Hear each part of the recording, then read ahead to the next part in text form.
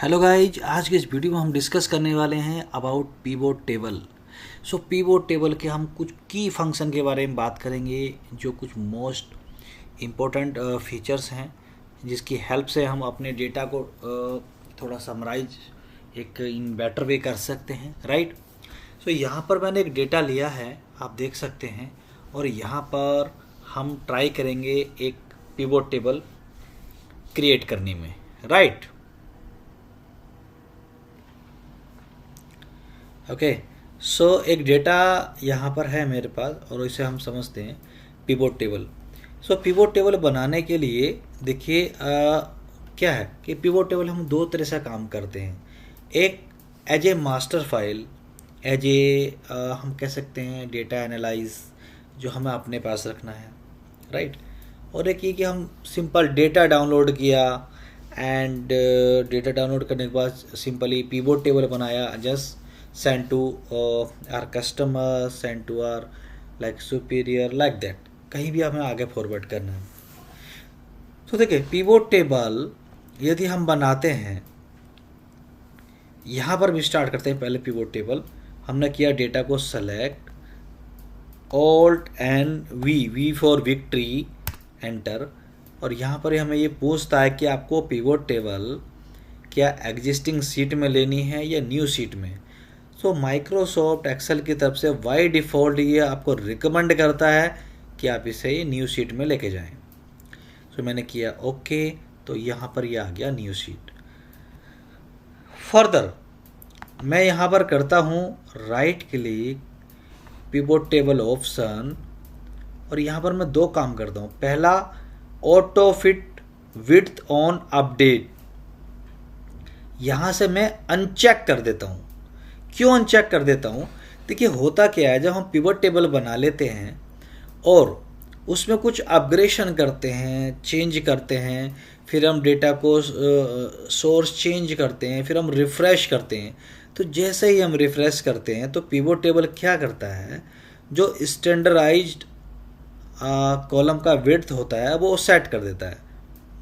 लेकिन हमारा रिक्वायरमेंट क्या होता है कि हम अपने कॉलम की विड्थ को सेट करके रखते हैं कि नेम का कॉलम थोड़ा बड़ा होना चाहिए, ठीक है, और या फिर सीरियल नंबर थोड़ा सा कॉलम का विड्थ कम होना चाहिए, इस टाइप से। मैंने यहाँ पर अनचेक किया, तो होगा क्या, जब मैं रिफ़्रेश करूँगा तो जो भी मैंने कॉलम का विड्थ सेट किया हुआ होगा वो एज इट इज रहेगा, वो बाय डिफ़ॉल्ट स्टैंडर्डाइज्ड नहीं होगा, राइट। One thing.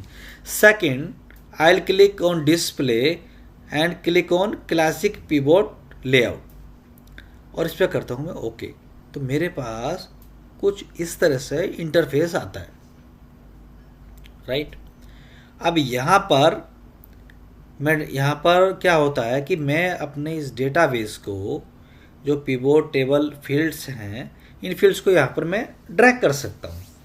तो देखिए यहाँ पर जो drop row field hair, drop row field hair, ये जो पोर्शन आप देख पा रहे हैं, यहाँ पर हमें ड्रैग करना है। जैसे कि मार्केट है, नेम है, डेट है, डिपार्टमेंट, डेजिग्नेशन, कैटेगरी, ग्रेड है, लाइक दैट। और draw value field here, draw value field here, यहाँ पर हमें ड्रॉप करना है। जैसे कि क्वांटिटी है, राइट, प्रोडक्शन क्वांटिटी है, सेल्स क्वांटिटी है, इस टाइप से। मैं मार्केट को ड्रैग करता हूँ यहाँ पर, और मैं डेट को ड्रैग करता हूँ यहाँ पर, ठीक है। तो डेट में लेता हूँ, मूव वैल्यू, ठीक है, बाद में सॉरी, डेट पे मैं करता हूँ अनचेक, और फिर से मैं डेट को ड्रैग करता हूँ यहाँ पर, ठीक है। तो डेट मेरा यहाँ पर आ गया। अब देखिए जो फर्स्ट मेरा मार्केट था वो सब टोटल ले रहा है, तो किसी भी सब टोटल के ऊपर मैं राइट क्लिक करता हूँ और यहाँ पर सब टोटल आता है, इस पर मैं क्लिक करता हूँ। जैसे मैं क्लिक करूँगा यहाँ पर सब टोटल हट जाएगा। अब मैं चाहता हूँ जो डेट है मेरा, मुझे ये एक लंबा लिस्ट यहाँ पर नज़र आ रहा है, ये मुझे नहीं चाहिए। इस डेट को मैं क्वार्टर में कन्वर्ट करता हूँ।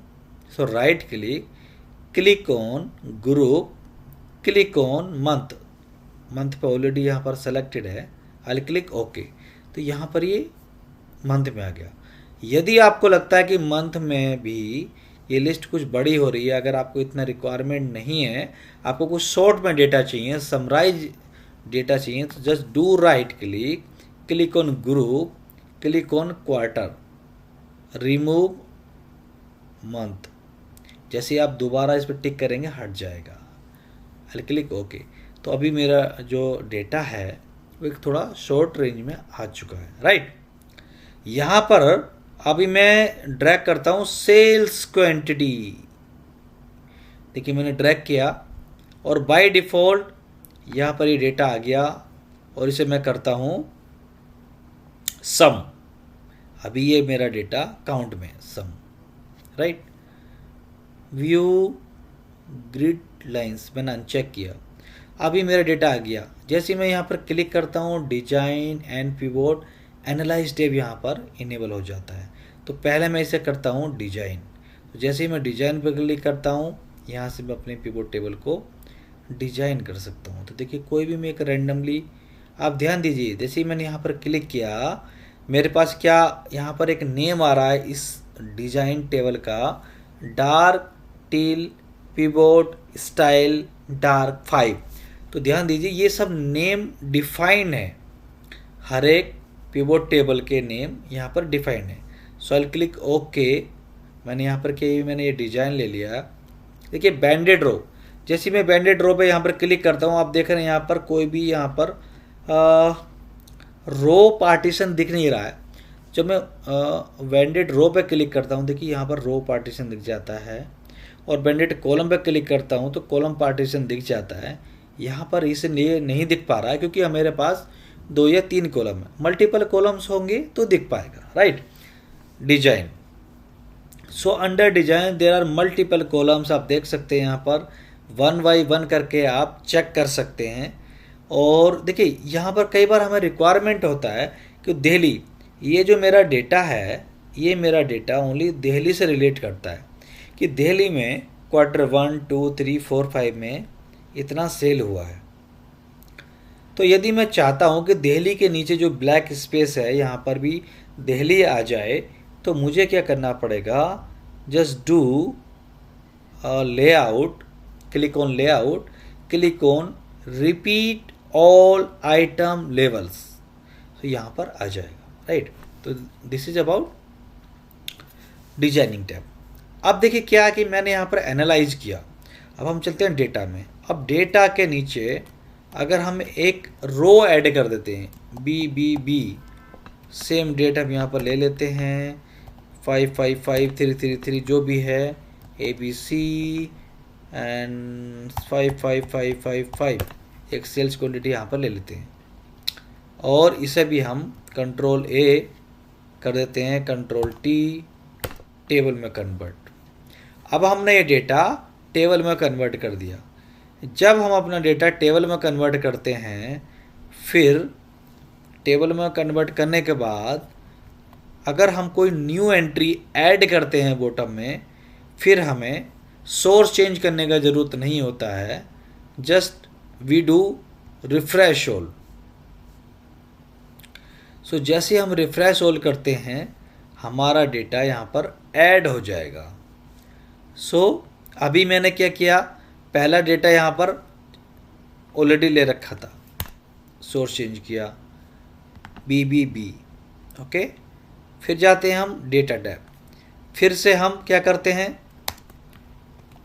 हमारा डेटा यहाँ पर कंट्रोल ऑल्ट वी, यहाँ से मैं लेता हूँ फॉर्मेट, ठीक है, या फिर मैं इस डेटा को करता हूँ एक नई रो में फॉर्मेट, यानी टेबल फॉर्मेट में लेता हूँ।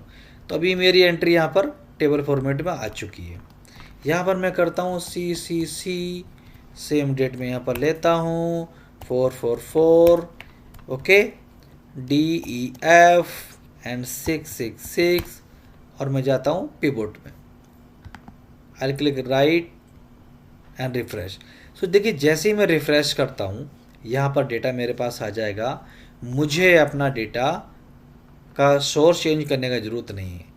द पॉइंट इज, अगर आपका डेटा टेबल फॉर्मेट में है तब आपको डेटा का सोर्स चेंज करने का ज़रूरत नहीं है, आपको ओनली रिफ्रेश करना है, वन थिंग। सेकंड, यदि मैं इस पिवोट टेबल के ऊपर राइट क्लिक करता हूँ एंड व्यू कोड पे क्लिक करता हूँ, शीट 1, और यहाँ पर मैं सेलेक्ट करता हूँ वर्कशीट, और यहाँ पर मुझे एक विजुअल बेसिक का कोड लिखना है। क्या कोड है वो? This workbook dot refresh all, this workbook dot refresh all, I'll save this, return that workbook, मुझे यहाँ पर क्लोज किया मैंने, और इस फाइल को मैं सेव एज करता हूँ, save as Excel macro enabled workbook, right. इस फॉर्मेट में मुझे ये फाइल को सेव करना पड़ेगा, क्योंकि जो विजुअल बेसिक की कोडिंग है वो यहाँ पर सेव होती है। और यहाँ पर मैं लिखता हूँ आगे, नेम चेंज कर देता हूँ BBA, I will save it.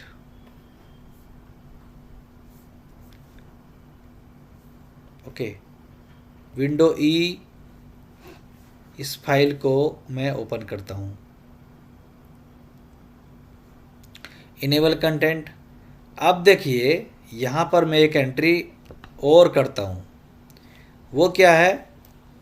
DDD, date में सेम ले लेता हूँ, 555 EFG एंड 777, और मैं जाता हूँ अपने पिवोट में,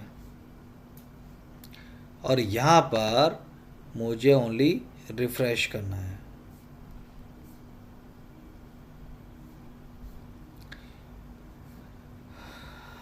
वन सेकेंड, DDD, देखिए 777, तो डेटा मेरा यहाँ पर आ चुका है। अब यहाँ पर क्या है, मुझे ओनली रिफ्रेश करना है।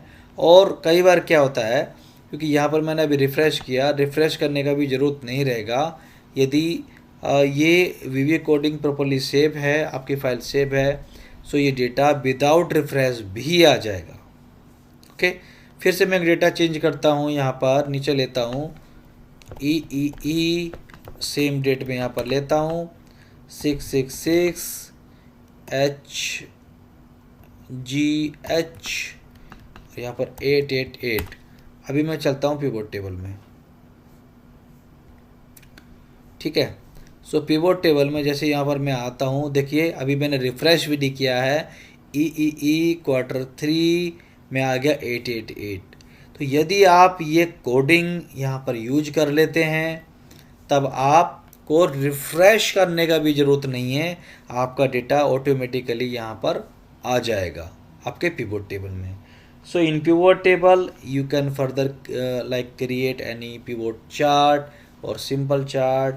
ओके, आगे आप फॉर्मुलेशन कर सकते हैं। अनदर थिंग, अभी एक डेटा मेरे पास है, यहाँ पर मैं करता हूँ Ctrl+C Ctrl+N, और एक नई सीट में मैं यहाँ पर जाता हूँ। पहले करता हूँ फॉर्मेट, सेकंड करता हूँ कॉलम विड्थ, ताकि मेरा डेटा की जो विड्थ है एग्जिट हो जाए।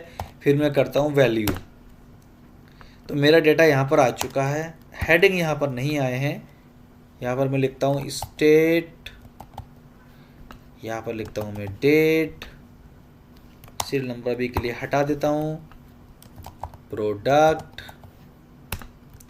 और सेल्स